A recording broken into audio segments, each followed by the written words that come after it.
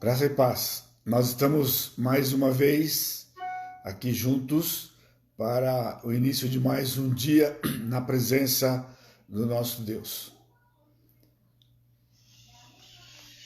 O texto que eu quero meditar com os irmãos nesta manhã está em Mateus capítulo 14, versos 22 a 27, e depois vamos ler os versículos 32 e 34. O texto é longo e pelo nosso tempo eu vou ler à medida que eu vou expondo, mas esta passagem trata do milagre do Senhor Jesus Cristo de andar por sobre as águas quando ele vem de madrugada e os discípulos atemorizados confundem ou pensam que é um fantasma, e é aquela mesma passagem também em que Pedro pede para o Senhor Jesus Cristo para andar sobre as águas com ele, e Pedro vai estar com o Senhor naquele momento. Este é um dos milagres bem conhecidos do Senhor Jesus Cristo, e porém, provavelmente este milagre seja tão conhecido assim justamente pelo fato de que Pedro tenha desafiado o Senhor Jesus Cristo, na verdade, para comprovar se era o Senhor mesmo que estava ali, para que então ele fosse, né? Pedro já tinha uma experiência com o Senhor, para acreditar que se realmente era ele que estava ali naquela madrugada, então que certamente Pedro andaria sobre as águas. Mas, obviamente, não é para falar sobre os detalhes do nosso texto, mas sim uma aplicação para estes dias que temos vivido no nosso país e acompanhado o que tem acontecido por todo o mundo. E há uma semelhança, e a razão eu tenho estado pensando neste relato já por alguns dias durante essa semana, né? Sabendo que por algumas vezes eu estaria com os irmãos, então logo essa era uma das passagens que eu vinha meditando no meu coração e relembrando para que pudéssemos compartilhar em algum tempo, e o tempo do Senhor Jesus Cristo é hoje. Há algumas semelhanças, e uma semelhança bem interessante, né?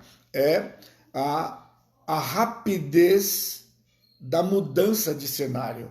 No versículo 24, nós encontramos: entretanto, o barco já estava longe a muitos estádios, e eles estavam então aí numa tempestade. Mas se nós olharmos, pensarmos o contexto aqui, no finalzinho, no versículo 21, né, o Senhor havia terminado de multiplicar os pães, toda aquela multidão estava ali com o Senhor, era tudo de calmaria, e então, quando a multidão se dispersa, o Senhor Jesus Cristo pede para que eles entrem no barco, e tudo estava normal, tudo bem, e de forma repentina, tudo muda na vida dos discípulos, e eles passam a viver uma tribulação, uma adversidade, uma turbulência. A semelhança, nós, poucos dias atrás, estávamos com planos, tudo parecia normal, tudo corria naturalmente, e assim, em questão de dias, nós estamos vivendo uma epidemia mundial, já com milhares de mortos e cerca de 500 mil infectados. Eu quero compartilhar com os irmãos, neste texto, né, 6 aspectos desta adversidade que os apóstolos passaram, dessa tribulação, e trazer para nós um conforto e esperança nos nossos corações. E então, o primeiro aspecto que eu quero compartilhar com os irmãos neste texto está no versículo 22. Logo a seguir, compeliu Jesus os discípulos a embarcar e passar adiante dele para o outro lado, enquanto ele despedia as multidões. Aqui neste versículo, nós temos a razão da adversidade que eles vão passar. É a diferença entre uma provação e uma tentação. Por muitas vezes, nós vamos sofrer, vamos ter adversidades, vamos ter turbulências e tribulações, porque nós pecamos, transgredimos princípios e sofremos as consequências daquilo que fazemos. Não é o caso aqui no texto. O texto diz, a seguir, compeliu Jesus. Não era simplesmente uma sugestão de Jesus, peguem o barco e vão para o outro lado, já era tardezinha, né? Enquanto ele despedia aquelas milhares de pessoas. Não, ele os compeliu, é como que ordenou aos discípulos que eles fossem para o barco e atravessassem o mar da Galileia até Cafarnaum, que era o lugar que o Senhor residia. Então, o princípio que nós temos aqui, quando estamos passando por situações que não são consequências de pecados, desobediências ou algo que temos feito, o primeiro pensamento que temos que ter, ele me trouxe aqui. Na verdade, foi o Senhor Jesus Cristo quem permitiu, planejou, porque o Senhor disse para eles, entrem no barco e atravessem o mar. O Senhor sabia exatamente o que ia acontecer nos próximos minutos e próximas horas da vida dos seus discípulos. Então, é a mesma situação que temos vivido. Não temos feito, é um resultado do que o pecado entrou no mundo.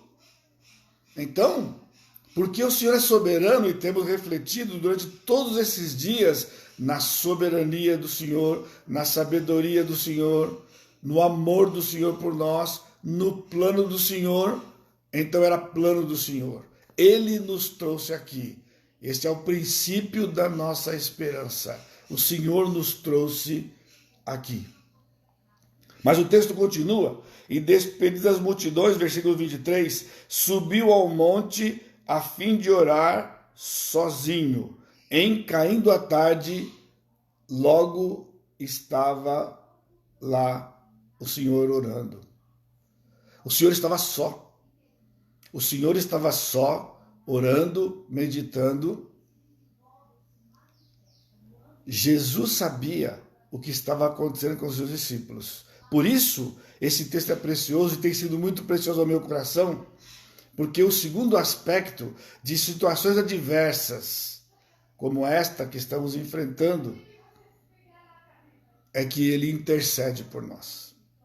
O Senhor Jesus Cristo não estava dormindo enquanto os discípulos sofriam, enquanto os discípulos estavam com a sua vida em risco. O Senhor Jesus Cristo intercedia por eles. Jesus conversava com o Pai. Jesus estava num tempo de solitude. Jesus, ao ver a distância, porque de onde ele estava do monte, ele podia enxergar. Ele podia ver o que estava acontecendo com seus discípulos. Ele está vendo o que acontece conosco. Ele sabe porque é Deus. Ele sabe porque ele planejou. Mas ele intercede por nós. O Senhor não está dormindo. O Senhor não descansa. Nós pensamos que ele trabalhou 6 dias, descansou o 7º dia. Jesus disse, meu Pai trabalha até agora e eu trabalho também. Neste instante, meus amados irmãos, o Senhor está trabalhando. O Senhor está olhando para nós, os seus filhos. O Senhor está intercedendo por nós diante do Pai.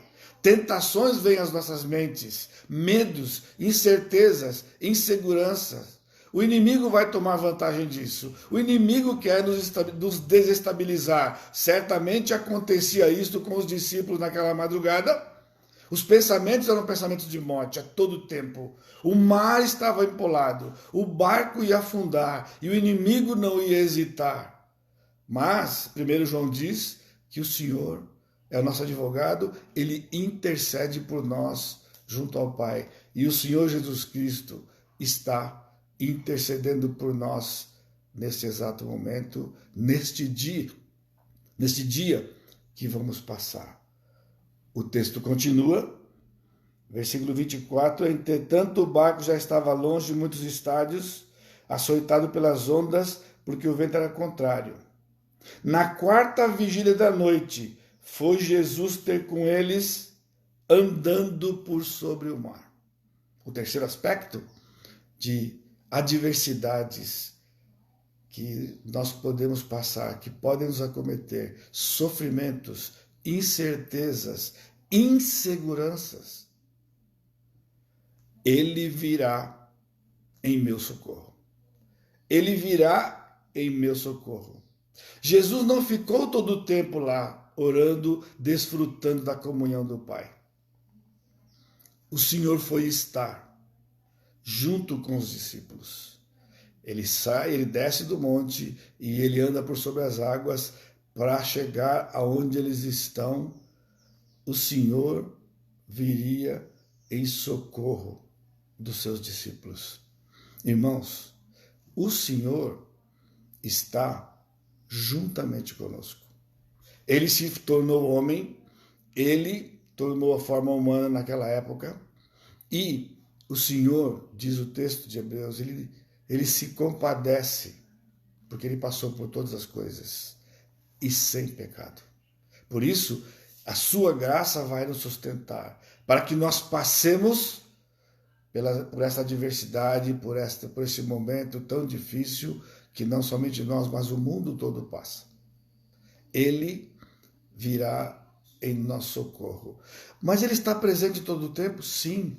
Mas o virá em nosso socorro, no nosso sentido, é nos momentos de angústia, nos momentos de incerteza, quando a coisa parece estar piorando. O Senhor vem em nosso socorro, conforta os nossos corações, nos dá sobriedade, nos traz para a Escritura e mostra textos como este, que ele tem todo o controle. Ele nos leva, por isso eu tenho insistido com os irmãos, os demais pastores da mesma forma. Irmãos, nós precisamos da palavra de Deus. Nós não vamos conseguir caminhar sem estar por bastante tempo meditando na palavra de Deus, porque a fé vem pelo ouvir pela palavra de Cristo, relendo, revisitando os textos em que o Senhor agiu soberanamente, amorosamente, graciosamente. E então, eu creio que provavelmente durante o dia você vai precisar revisitar o nosso Facebook para que você relembre ao longo desse dia desses aspectos. Ele me trouxe aqui, ele intercede por nós ou por mim, ele virá em meu socorro. Versículo 26, e os discípulos, ao verem-no andando sobre as águas, ficaram aterrados e exclamaram, é um fantasma! E tomados de medo, gritaram, entraram em pânico, aqueles homens naquela tempestade. Mas Jesus imediatamente lhes falou, tende bom ânimo, sou eu, não temais, não temais.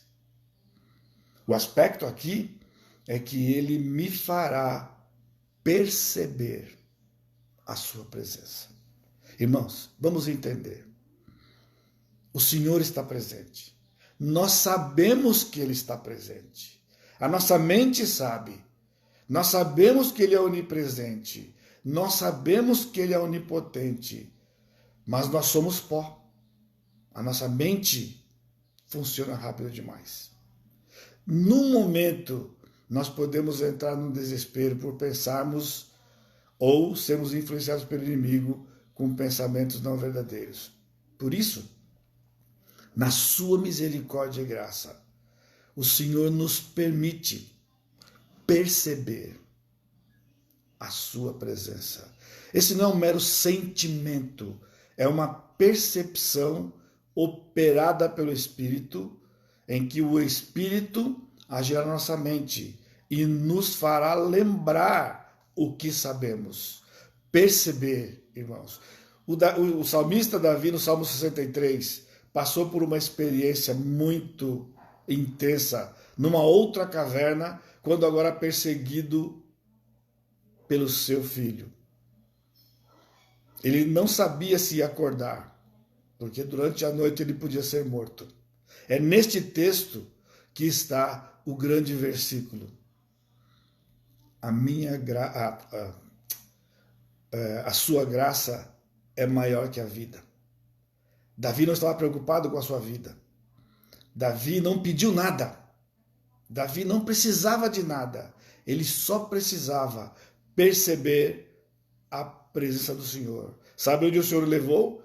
A sua mente o levou ao tabernáculo, lá onde o Senhor habitava. E ali, Davi percebeu a presença do Senhor. E isso trazia conforto e segurança para ele. Ah, irmãos, nós vamos nos lembrar, quando nós nos reunimos, não é o templo do Senhor, não é o tabernáculo, mas é o lugar onde nós nos reunimos, onde nós cantamos. As nossas mentes nos transportarão para lá. A nossa mente vai nos levar a saber e lembrar o fato de que nós temos irmãos que estão juntamente conosco, em espírito. E mais uma vez, nós temos o recurso dos vídeos, não é? Nós podemos hoje fazer a grupo. Ontem eu tive a oportunidade de conversar com a minha mãe, meus filhos, netos, tudo ao mesmo tempo, pelo Zap, não é? Isso traz alegria e conforto para nós. Então, o Senhor nos permite perceber a sua presença. O Senhor chega e diz: tem bom ânimo, sou eu. Nós vamos revisitar muitas passagens da Escritura para nos lembrarmos. Quando ele diz: não tem medo, sou eu. Eu estou aqui. Eu estou aqui. Se sabermos simplesmente, se ao sabermos da sua onipresença fosse suficiente, o Senhor não teria deixado escrito para nós, porque nós precisamos vir aqui e nos lembrar. Ao reler, nos momentos de angústia e incerteza, eu estou aqui. Eu estou com você. Eu não abandonei você. Eu estou com você aqui. E finalmente, no versículo 32, subindo ambos para o barco, cessou o vento. Isso porque Pedro tinha saído do barco, tinha tido aquela experiência de perceber a força do vento, e então o Senhor toma Pedro pela mão, entra no barco juntamente com Pedro, para estarem todos juntos ali no barco. Então, qual é a frase? Ele porá fim ao meu sofrimento. Oh, irmãos, que bendita esperança. O Senhor porá fim ao nosso sofrimento. Nós não vamos sofrer desta forma o resto dos nossos dias. Ele entrou no barco. Ele entrou no barco e o mar cessou. A tempestade passou. Tudo voltou na bonança e o Senhor Jesus Cristo juntamente com eles. E no versículo 34, então, estando já na outra banda, chegaram à terra em Genezaré. O último aspecto, ele me levará a um lugar seguro. Ele me levará a um lugar seguro. Irmãos, o lugar seguro não é só dentro da casa. Fique em casa, é o que estão dizendo. Eu tenho que ficar em casa. Eu estou em casa. Fique em casa. Mas o lugar seguro é a presença do Senhor. Eles desceram em terra, puseram os pés na terra firme. Eles chegaram em casa. O Senhor os levou para lá. O Senhor os levou para lá. E Ele nos levará a um lugar de segurança. Quando tudo acabar? Não. Hoje. hoje, em meio aos nossos temores. Por isso, louvado seja o nome do Senhor. Vamos orar. Te agradecemos, Pai, mais uma vez, pela tua bondade. O Senhor nos ama. O Senhor Jesus Cristo deu a vida por nós, mas nos deu a tua palavra. O teu Santo Espírito habita em nós. Pai, por isso, nos sustenta nesse dia, nos abençoa. Que a tua palavra nos sustente como alimento. E eu bendigo o Senhor no precioso e santo nome de Jesus, o meu Senhor e Salvador. Amém, Senhor.